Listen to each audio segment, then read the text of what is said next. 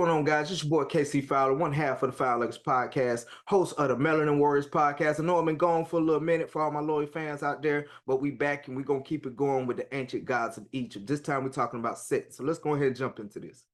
Set, the deity, not to be confused with this one, was mentioned on just about every episode that I've done so far, and he was the god of deserts, storms, disorder, violence. But in ancient Greek, he had a more positive role where he goes with Ra on his barku, which were basically a boat or a ship that the gods used. So they went to go fight against Hapep, the serpent of chaos. This was the same serpent that Ra fought constantly. He was a giant serpent who was said to circle the world.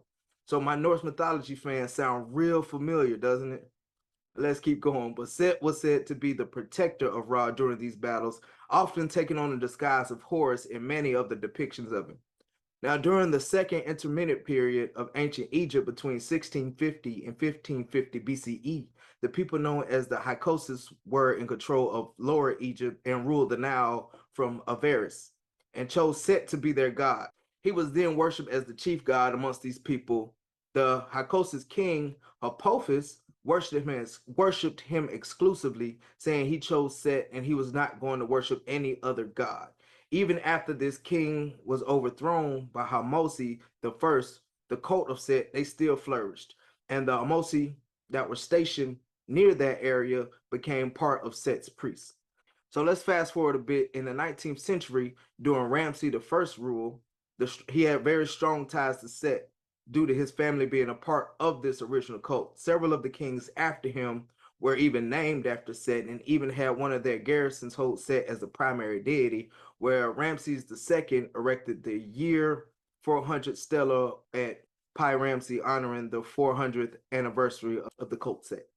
Now, during the third period, he was negative. There were negative aspects were highlighted when Set killed Osiris, cutting him into pieces and spread throughout the land so he could not be resurrected. In the Greek culture, they would associate Set with Typhon, an evil deity of rage and nature.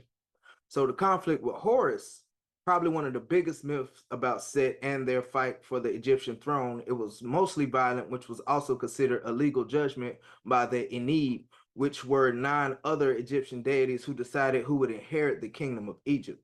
They would ask other gods to judge their contests, and they wouldn't just fight, guys. They do stuff like racing their boats, and when they did fight, they also fought in the form of hippotami, which is the plural of hippopotamus. I didn't know that until this one, but I don't know if y'all knew it, but you know, there it is. So they fought as hippopotamus. So in most of these challenges, Horus would win, and most of the gods would side with him, but the conflict dragged on for about 8 years because Set was favored by the creator god Geb.